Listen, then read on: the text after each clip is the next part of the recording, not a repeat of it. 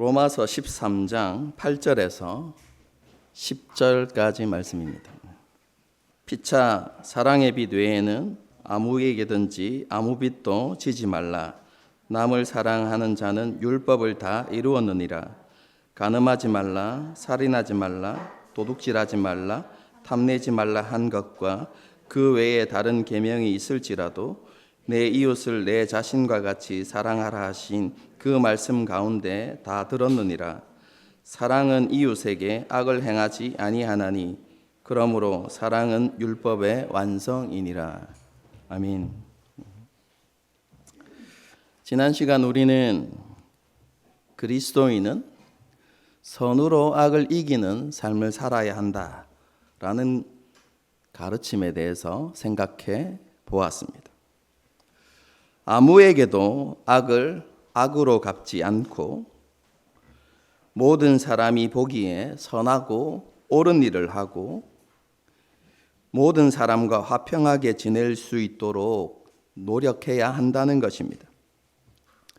우리가 하나님께로부터 어떤 사랑을 받았는지를 기억하고 하나님께서 우리를 사랑하신 것처럼 우리도 다른 사람을 사랑하고 섬기는 삶을 살아갈 수 있어야 한다는 것이지요. 그리고 그리스도인은 한 나라의 시민으로서 책임과 의무를 다하는 삶도 살아가야 합니다. 하나님께서는 국가라는 제도를 만드시고 통치자를 세우심으로 하나님의 공의와 정의가 시행되게 하셨습니다. 공권력을 통해서 악을 억제하고 선을 장려하심으로 사회 질서를 유지하고 시민들을 보호하시고자 했던 것이지요. 그러므로 그리스도인은 사회 질서 유지와 안정된 삶을 위해서 통치자들에게 복종하고 자신이 속한 국가의 법을 지키며 살아가야 하는 것입니다. 물론 이것은 통치자의 불의와 거짓까지 다 용납해야 된다는 말은 아닙니다. 우리는 한 국가에 속해서 이 땅을 살아가지만 우리는 이 세상에 속한 사람들이 아니라 하나님 나라에 속한 사람들입니다. 그래서 성경은 우리의 시민권이 하늘에 있다고 이야기하죠. 그러므로 우리는 세상의 기준을 가지고 바라보는 것이 아니라 우리를 다스리시는 참된 왕이신 하나님의 기준으로 세상을 바라보고 판단할 수 있어야 하는 것이죠. 하나님의 공의와 정의의 관점에서 세상을 바라보고 판단할 수 있어야 한다는 것입니다. 하나님의 관점에서 옳고 그름을 판단하고 옳음을 추구하고 실천하는 그런 삶을 살아가야 한다는 것입니다. 그리스도인은 국민으로서 국가를 감시하면서 선하고 옳은 삶을 통해서 사회의 악을 이겨나가야 한다라는 것이 성경의 가르침입니다. 사도 바울은 이렇게 그리스도인이 다른 사람과 어떤 관계를 맺으며 살아가야 하는지에 대해서 그리고 한 나라의 시민으로서 어떻게 책임과 의무를 다하며 살아가야 하는지에 대해서 설명한 이후에 그러한 삶을 단 한 문장으로 요약해서 우리에게 가르쳐 줍니다. 그럼 그것이 8절 말씀입니다. 8절을 다시 읽어드리겠습니다. 피차 사랑의 빛 외에는 아무에게든지 아무 빛도 지지 말라. 남을 사랑하는 자는 율법을 다 이루었느니라. 이 말씀에서 아무 빛도 지지 말라라는 것은 그리스도인은 빚을 지면 안 된다, 이런 의미가 아닙니다. 빚을 지지 않도록 노력해야 하고 빚이 있다면 빚을 갚기 위해서 노력하는 그런 사람이 되어야 한다는 것이죠. 쉽게 말하면 빚은 반드시 갚아야 한다라는 것을 강조하는 문장이 뒷부분입니다. 그런데 앞부분이 이야기하는 것은 그런데 우리 그리스도인에게 반드시 갚아야 할 빚이 있다는 것입니다. 여러분, 그런데 그 빚이 무엇이냐면 사랑의 빚이라는 것입니다. 그래서 8절을 통해서 사도 바울이 우리에게 강조하는 것은 우리가 죽는 날까지 갚아야 하는 빚이 있는데 그 빚이 뭐라고요? 사랑이다 라고 이렇게 이야기하는 것입니다. 사도 바울은 그리스도인의 삶의 원리인 사랑을 반드시 갚아야만 하는 빚으로 이렇게 설명하고 있는 것이죠. 그리스도인은 죽을 때까지 이웃 사랑을 실천하며 살아가야 한다는 것입니다. 그것이 우리가 갚아야 하는 빚입니다. 이것은 예수님께서 우리에게 주신 새 계명이기도 하죠. 예수님께서 제자들에게 뭐라고 말씀하셨습니까? 내가 너희를 사랑한 것 같이 너희도 서로 사랑하라 이렇게 말씀하셨죠. 예수님께서 이 계명을 새 계명이라고 말씀하신 것은 예수님께서 주신 그 계명이 모세를 통해서 주어진 율법보다 더 고차원적인 계명이다라는 그런 의미가 아닙니다. 예수님께서 주신 그 새 계명은 하나님께서 모세를 통해 주신 그 율법의 의미, 그리고 하나님께서 율법을 주신 그 의도를 말씀하신 것입니다. 율법에는 간음하지 말라, 살인하지 말라, 도둑질하지 말라, 탐내지 말라와 같은 이웃에 대한 계명들이 있는데요. 이것은 단순히 하나님의 백성들이 짓지 말아야 하는 죄를 열거하는 게 아닙니다. 이 계명들을 통해서 우리에게 주시는 하나님의 뜻은 우리가 이웃을 사랑하는 삶을 살아가야 한다는 것입니다. 그리고 우리가 이웃을 사랑하는 그 사랑을 실천하게 되면 우리는 이웃에게 상처를 주지 않고 이웃에게 해를 끼치지 않는 그런 삶을 살아가게 된다는 것이죠. 그리스도인은 다른 사람의 육체에 해를 입히지 않고 재물에도 손해를 끼치지 않고 심지어 정신과 감정과 마음에도 상처와 해를 주는 그런 삶을 살아서는 안 된다라는 것을 우리에게 가르쳐 주고 있는 것입니다. 그럼 그것이 율법에서 가르치는 정신입니다.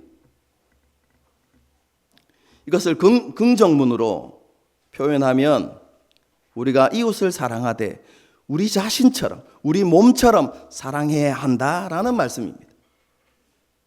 그러므로 사랑은 율법의 완성이라고 할 수 있죠. 그리고 사랑은 그리스도인의 삶의 원리이고 우리의 삶을 판단하는 기준입니다. 다시 말씀드립니다. 사랑은 그리스도인의 삶의 원리이고 동시에 우리의 삶을 판단하는 기준이 됩니다. 우리가 하나님의 계명을 잘 지켰는지 잘 지키지 못했는지를 평가하는 기준이 뭐라는 것입니까? 사랑이다라고 말씀하는 겁니다. 하나님의 계명에 순종하는 것의 출발점이 바로 사랑이어야 한다라는 것을 우리에게 말씀해 주고 있는 것이죠. 여러분들이 이해하기 쉽게 설명하면 사랑이 없는 순종은 하나님께 합당한 것이 아니다라는 것입니다. 사랑이 없는 순종은 율법주의가 되고 맙니다. 사랑 없이 형식적으로 율법을 지키는 일에만 힘쓰면 여러분 그것은 자신에게 해를 입힐 뿐만 아니라 다른 사람에게도 해를 입히게 됩니다.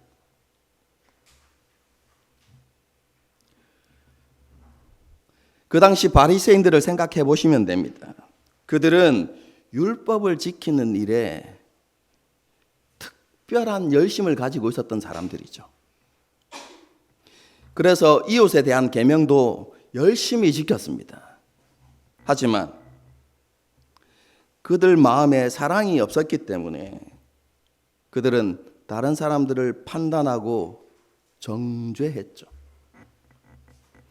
다른 사람들에게 상처와 해를 끼치는 사람들이었다는 것입니다.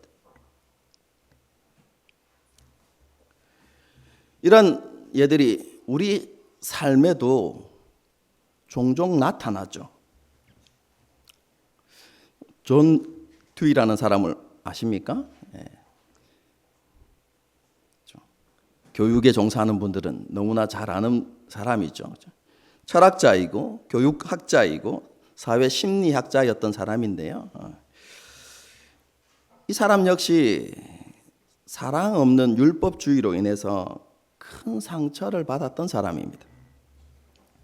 존 듀이는 93세까지 살면서요, 책을 저술했고, 그래서 많은 책들을 저술했습니다. 그리고 사회 활동을 그때까지 지속했죠. 미국의 진보주의 교육을 앞장서서 이렇게 주장했던 사람이고요.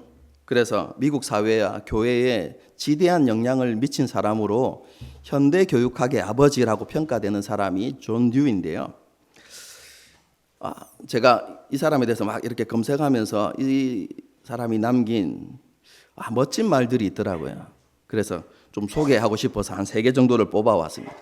제가 보기에는 너무 멋진 말이었어요. 어제 가르친 것처럼 오늘의 학생을 가르친다면 그것은 그들의 내일을 빼앗는 것입니다. 학생들에게 배울 것이 아니라 할 것을 주십시오. 할 것은 생각을 요구하고 거기에서 배움이 자연스레 생겨납니다. 우리는 경험으로부터 배우지 않습니다. 우리는 경험을 반성하는 것으로부터 배웁니다. 이런 말들을 남겼어요. 존 듀이는요, 열심히 있는 기독교인 부모 밑에서 자랐습니다. 하지만 존 듀이는 훗날 무신론자가 됩니다. 그리고 철저한 인본주의자가 되죠. 왜냐하면 그들의 부모 때문입니다. 그들의 부모가 열심히 있는 종교 생활은 했지만 부모의 삶 가운데 사랑이 없었던 것이죠. 그의 부모는요, 존 듀이에게 철저한 주일 성수와 경건 생활을 강조했습니다. 그러면서 항상 하는 말이 있었는데요, 이렇게 이야기했습니다. 절대로 가난한 집의 아이들과는 사귀어서는 안 된다.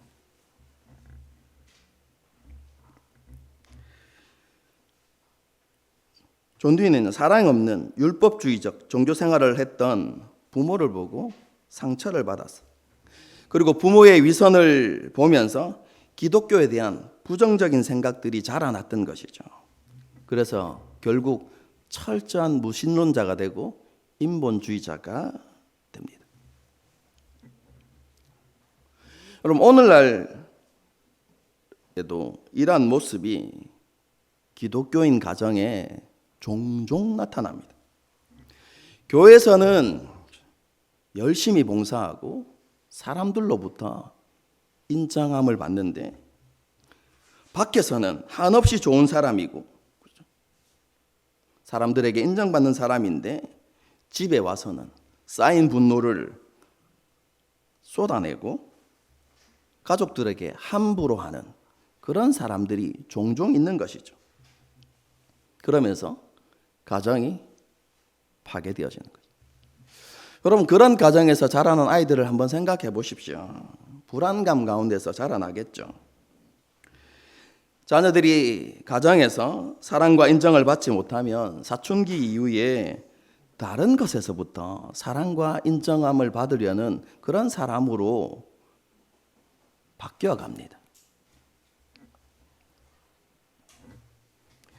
그래서 누군가가 자신에게 잘해주면 그것을 사랑이라고 착각하는 경우들이 생겨나죠. 그래서 나쁜 사람들이 나쁜 의도를 가지고, 그렇죠? 잘해주면 너무나 쉽게 이렇게 넘어가는 그런 일들이 일어나기도 하고요. 성인이 되어서도 마찬가지입니다. 일과 성과에 집착하고, 왜냐하면 그래야만 인정을 받을 수 있으니까. 그리고 철저하게 다른 사람의 시선에 의해서 움직이는 그런 사람이 될 가능성이 너무나 많은 것이죠. 여러분, 이것은 사랑 없는 율법주의가 만들어내는 모습 중에 하나입니다. 하나님께서는 우리가 예수님께서 보여주신 희생적인 사랑을 바탕으로 율법에 순종하는 삶을 살아가길 원하십니다. 하나님의 사랑으로 이웃 사랑을 실천하고 섬기길 원하시는 것이죠. 하나님과 이웃 사랑을 온전히 실천함으로 세상의 선한 영향력을 나타내길 원하십니다. 지난 주일에도 말씀을 드렸는데요. 오늘날 기독교가 세상에서 선한 영향력을 나타내지 못하는 것은 하나님 나라의 복음과 말씀이 문제가 있거나 잘못되었기 때문이 아닙니다. 복음과 하나님의 말씀은 진리입니다. 그럼에도 불구하고 세상의 소금과 빛으로 부름받은 그리스도인이 세상을 변화시키지 못하는 것은 그리스도인이 그리스도인답게 살지 못하기 때문에 그렇습니다. 지난 주일에도 말씀을 드렸죠. 그리스도인들로 말미암아서 세상이 변화되던 때가 있었습니다. 우리는 그 시기를 대부흥의 시기라고 부릅니다.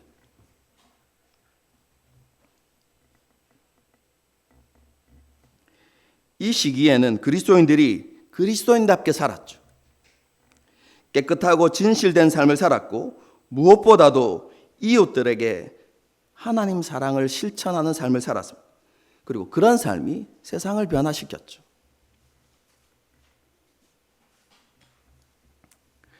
사랑이 사람을 변화시킨다는 것을 잘 보여주는 예가 있습니다. 여러분들도 너무나 잘 아는 사람이죠. 앤 설리번. 누구입니까? 헬렌 켈러의 선생이죠. 앤 설리번은요, 가족에게 폭력을 행사하는 알코올 중독자 아버지 밑에서 자랐습니다. 그리고 5살 때 세균에 감염되어서 안질환을 앓게 되는데요. 그래서 점점 시력을 잃게 됩니다. 그의 어머니는 결핵을 앓다가 설리번이 8살 되던 때에 세상을 떠납니다. 그 이후에 친척들에 의해서 설리번과 동생이 고아원에 버려지죠. 그런데 고아원에서 동생도 결핵으로 세상을 떠납니다.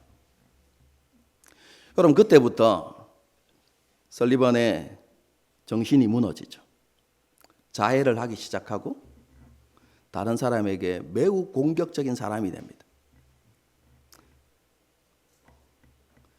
정신병원에 가게 되어지는데요. 모든 의료진이 회복 불능 판정을 내립니다. 그래서 간호가 이루어지는 것이 아니라 한 곳에 방치되죠. 그때 한 사람이 나타납니다.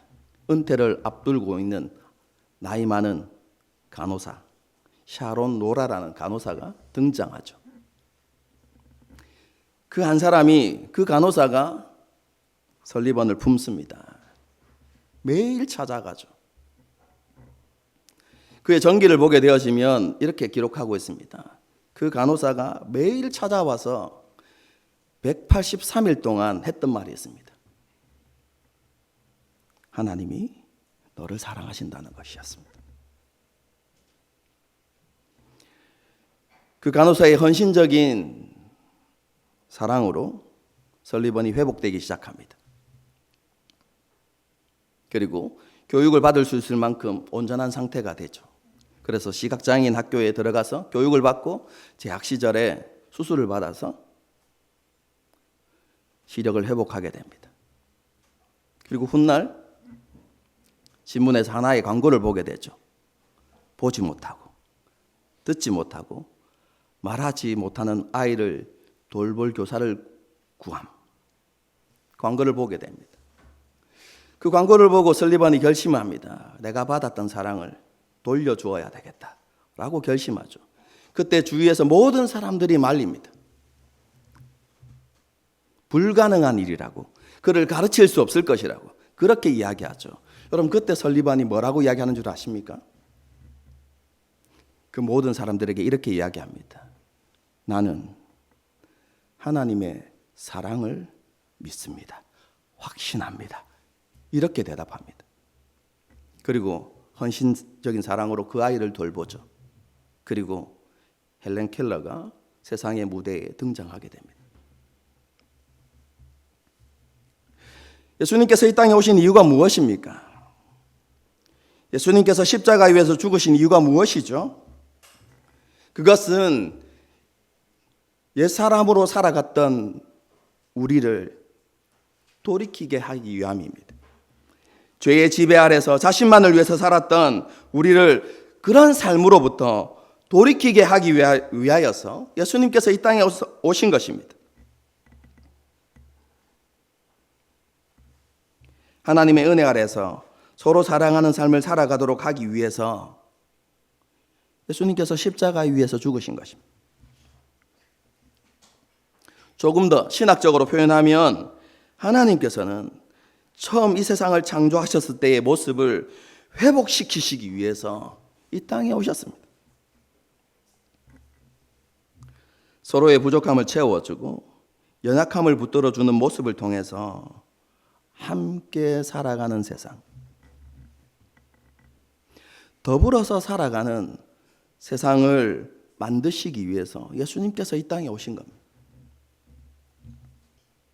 그래서 하나님의 영광이 드러나고 하나님의 나라가 확장되어져 가길 원하시죠. 다시 말씀드리지만 복음과 말씀이 문제가 있거나 잘못된 것이 아닙니다. 말씀의 가르침과 복음의 원리대로 살지 않는 것이 문제입니다. 우리는 예수님께서 우리를 위해 자신을 내어주신, 모든 것을 내어주신 희생적 사랑을 실천하며 살아가야만 합니다. 그리고 무엇보다도 먼저 가난하고 연약하고 힘없는 자들을 돌아보는 그런 삶을 살아야만 합니다. 여러분, 이것은 구약에서부터 계속 강조하셨던 하나님의 말씀입니다. 여러분, 신명기를 잘 읽어보십시오. 신명기에 하나님의 자신에 대한 많은 표현들이 나타나는데 그 중에 하나가 이것입니다. 나는 사람을 외모로 취하지 않고 고아와 과부를 위하여 정의를 행하고 나그네를 사랑하여 그에게 옷과 떡을 주는 하나님이다. 이렇게 말씀하십니다. 그리고 백성들에게도 명령하시면서 약속하시죠. 너희가 나그네와 고아와 과부를 돌아보고 그들을 배부르게 한다면 내가 복을 줄 것인데 너희 손으로 하는 모든 일에 내가 복을 줄 것이다 라고 하나님께서 말씀하십니다.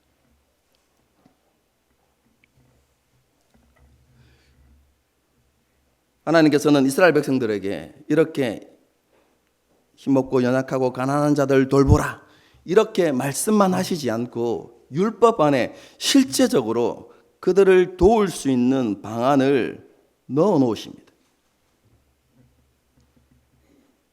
그래서 추수 때가 되어지면 밭에 있는 모든 곡식을 다 추수하지 말고 밭 한 모퉁이를 남겨두라고 말씀하시죠. 이것이 고아와 과부와 나그네의 양식이 될 것이다 라고 말씀하십니다. 열매를 거둘 때도 마찬가지입니다. 열매를 거두고 나서 뒤를 돌아보지 말라고 하죠. 남아있는 열매는 고아와 과부와 나그네의 것이다 라고 말씀하십니다. 11조에도 그런 내용이 함께 들어져 있습니다. 셋째 해, 3년마다 이렇게 반복되어지는 것인데요. 셋째 해에 거두어진 11조는 레위인과 고아와 과부와 나그네를 위해서 그들을 구제하는 일에 사용하라. 하나님께서 그렇게 말씀하시죠.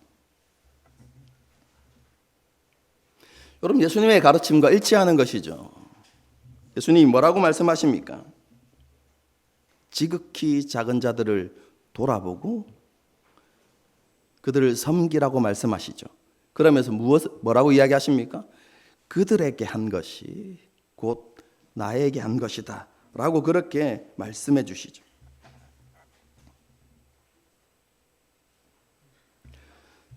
여러분, 사랑은 말과 혀로만 하는 것이 아닙니다. 그리고 감상적인 감정이 사랑의 전부가 아닙니다. 참된 사랑에는 희생과 끝까지 책임지는 행동이 따라야 하는 것입니다. 여러분, 그것이 참된 사랑입니다. 그래서 사도 바울은 사랑을 이렇게 정의하죠. 사랑은 오래 참고, 사랑은 온유하고, 시기하지 않으며, 교만하지 않고, 무례히 행하지 않습니다. 자기의 유익을 구하지도 않고, 화내지 않으며, 악한 것을 생각하지 않으며, 모든 것을 참고 견디는 것입니다 라고 이렇게 이야기하죠.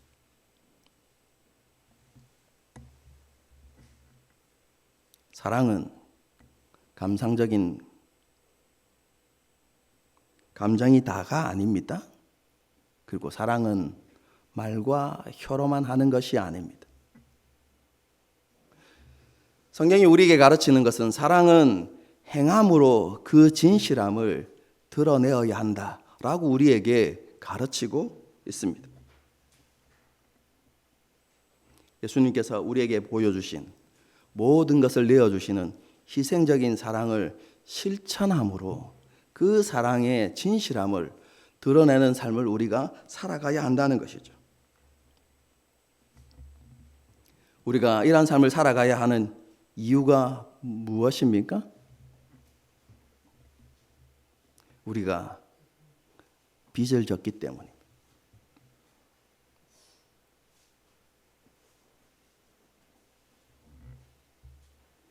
우리는 하나님으로부터 말로 다 할 수 없는 사랑을 받은 자들입니다. 하나님의 사랑에 빚진 자들이죠.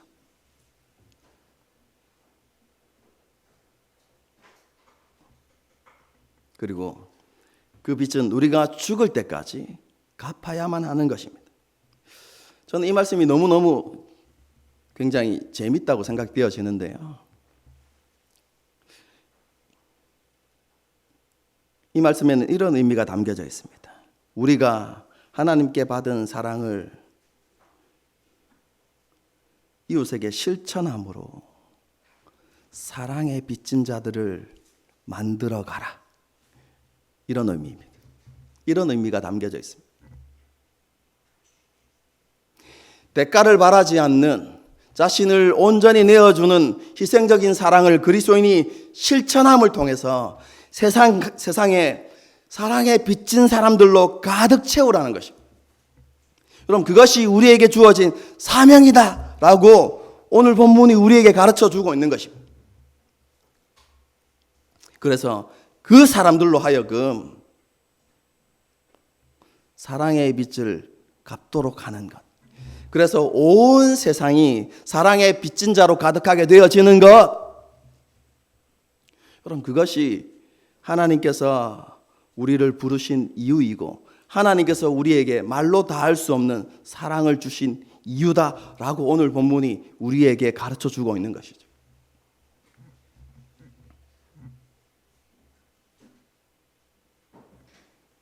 이 하나님의 뜻을 이루기 위해서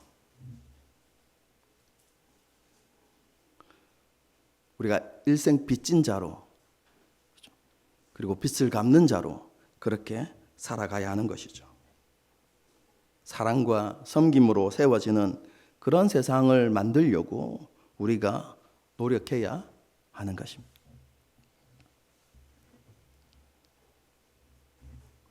말과 혀로만 사랑하는 것이 아니라 행함과 진실함으로 우리가 하나님의 말씀에 순종하는 삶을 살아가야 하는 것이죠. 우리의 삶을 통해서 이러한 하나님의 뜻이 이루어지기를 주님의 이름으로 축복합니다. 함께 찬양하고 기도하는 시간을 좀 가지려고 합니다. 크신 하나님의 사랑,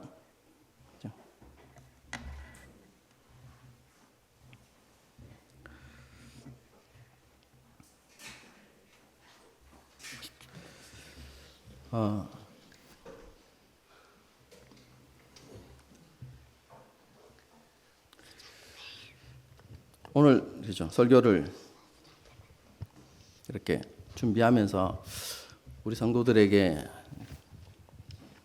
이렇게 실천하라고 권면하고 싶다라는 생각이 든 게 있는데요. 그게 뭐냐면 매일매일 우리 자신을 향해서 하나님 나를 사랑하셔.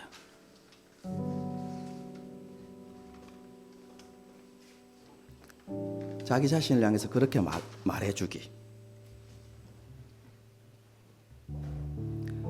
하나님 나를 사랑하셔. 그냥 시간을 정해놓고 하지 마시고요. 그냥 생각날 때마다 하나님 나를 사랑하셔.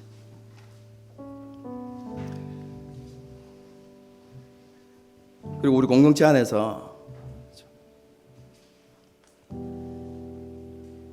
그냥 뜬금없이 하나님 너를 사랑하셔.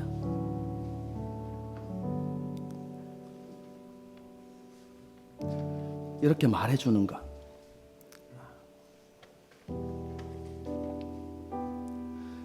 여러분,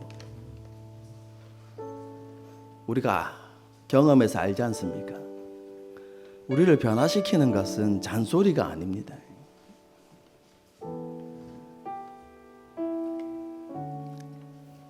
우리를 변화시키는 것은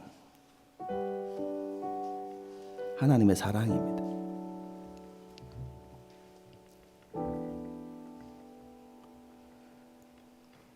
제 삶이 증거입니다.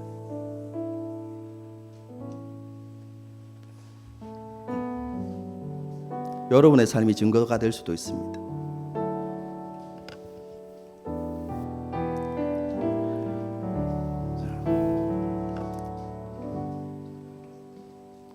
저는 매우 소심한 사람이었습니다.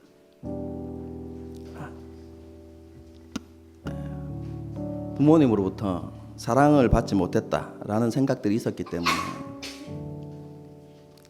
소심하고 자존감이 낮은 사람이었어요. 그래서 늘 다른 사람을 의식하며 살아갔던 사람입니다. 그래서 늘 나 자신을 살폈어요. 그게 결벽증으로도 나타났는데요. 제가 저희 고등학교는 사복을 입고 다녔어요. 다른 학교들은 대부분 다 교복을 입었는데요. 제가 아래 위로 흰 옷을 입고 다녀도요. 일주일 동안 그 흰 옷이 더러워지지 않았습니다. 진짜 제 자신을 살피고 다른 사람들을 의식하며 살았어요. 그리고 중학교 때부터 그렇죠? 자존감이 낮아지면서 말을 더듬기 시작했어요. 좀 이런 저를 변화시킨 것은 다른 게 아니라 수련회 때 저를 찾아오신 하나님의 사랑이었어요. 하나님이 정말로 나를 사랑하신다는 것을 깨닫게 되었을 때 제가 그 모든 것으로부터 자유한 사람이 되었습니다.